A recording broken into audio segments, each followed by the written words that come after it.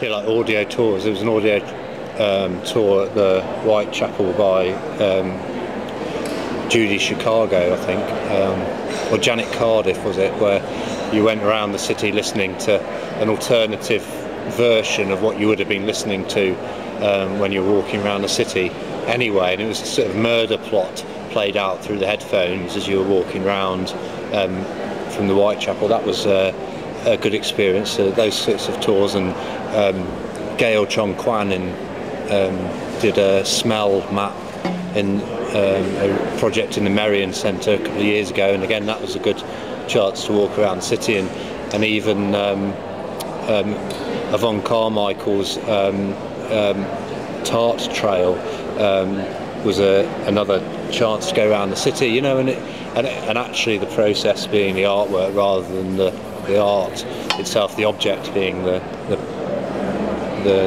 point of focus. And so it reminded me of those kind of works, and sort of, you know, added to them, really, added to that genre in a way that created new knowledge, really, for the UK art scene. Sort of knowledge generation added to the existing knowledge of process-based, tour-driven art, really. And I suppose that's what its aims was, and it's tried to do that. You know, tried quite hard to do that. Took itself seriously, you know. I don't think they were worried about the environment per se in a straightforward, you know, let's all worry about the environment. I mean, if an artist had told me just about the environment, said, oh, look after the environment, watch out for pollution, reduce your emissions, it's something I know already. I don't need an artist to tell me that. It's not adding anything to my life. So I think they weren't trying to tell me that sort of straightforwardly.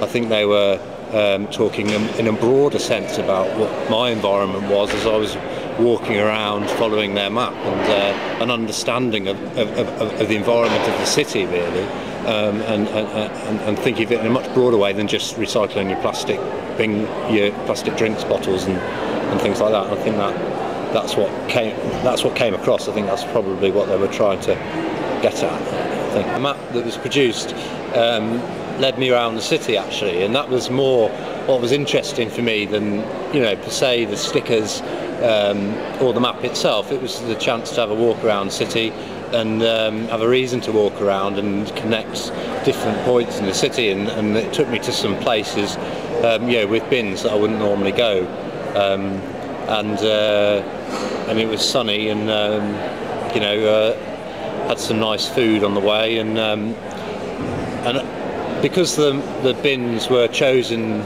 you know, in respect to the art on show, so there was some, you know, down at the City Art Gallery, there's some at some of the other Situation Leeds venues. Actually, it was a sort of alternative guide to the Situation Leeds, really, made through bin stickers, and the stickers themselves were pretty interesting.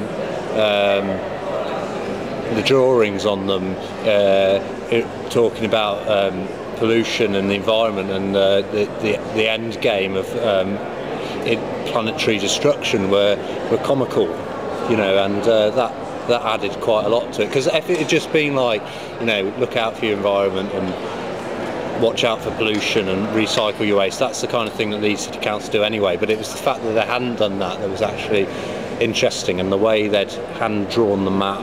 And got collaborators in to help draw the map and some of the environments around that, and actually drawn some of the artwork that was in Situation Leeds also onto the map in relationship to the bins. That I thought was good, that it extended the idea, you know, from what sounded like quite a basic idea on paper. They'd sort of extended it in the guide. It sounded quite straightforward. They extended it and made a lot of it, and actually it was a really good day out.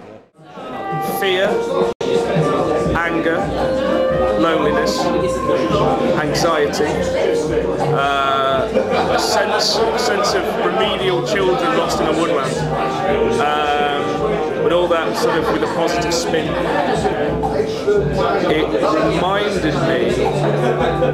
It reminded me of the small oil painting my parents have halfway upstairs at home of a it's a farmyard in the Dordogne Valley in France. Not visually, obviously, but in terms, once again, there's no litter in the painting. So I guess it's that relationship that I was particularly interested in.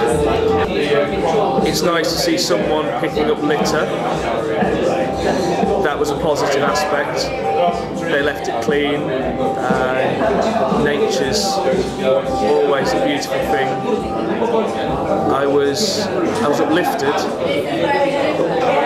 I felt the beauty of the work reflected onto me, making me feel more beautiful.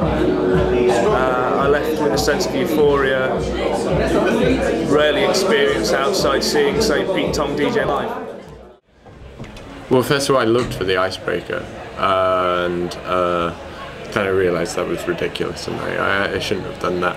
And then, so I was wondering what the icebreaker, what they were referring to, and then I started thinking, hang on, actually, what do they mean? Like, are they talking about is there such a thing as an icebreaker? I mean, like, I thought maybe like it is a boat that maybe went through ice breaking it, but then maybe it was a metaphor for a conversational icebreaker. This icebreaker that maybe was there or wasn't there, and how it possibly could have been there or not, and it was like an imaginary or figment, or just more of the idea of the icebreaker. And I thought of my original idea of the boat of the art, the icebreaker came to mind, and then I thought of the shed boat shed, and it was made of wood, and yeah, that kind of sprung to mind as well. There's been a lot of rain, and depending on the breed of grass seed that you bought, the text would have stood out prouder. Because cemeteries can be beautiful places, you know, incongruously beautiful places where, you know, for example, there's a cemetery up the road, Beckett Street Cemetery, where you get sparrowhawks, and it's full of knobheads, like, but you get sparrowhawks nesting and stuff, and themes of passage, themes of connection, attempting to make connections between the living and the dead, growth. Bullshit phrases. Perhaps the artist was just trying to convey the beauty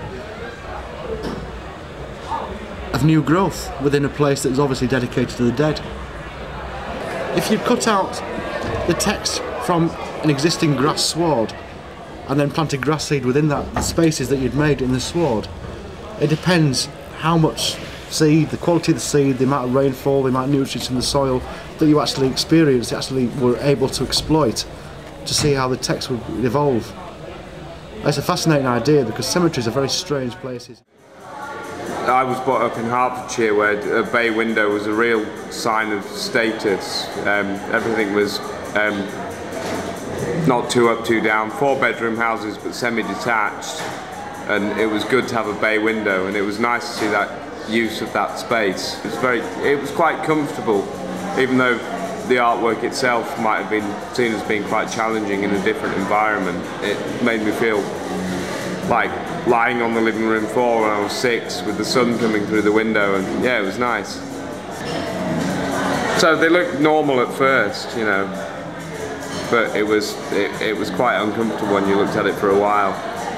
But a bit like falling asleep there in that bay window where you'd be nodding off and just watching the sun shining through the window, and suddenly it would turn into a bit of an unpleasant dream, only a slight change. So that was disturbing, but good. I came away with a comfortable feeling. Really seeing like art, everything of the York Ghost Walk.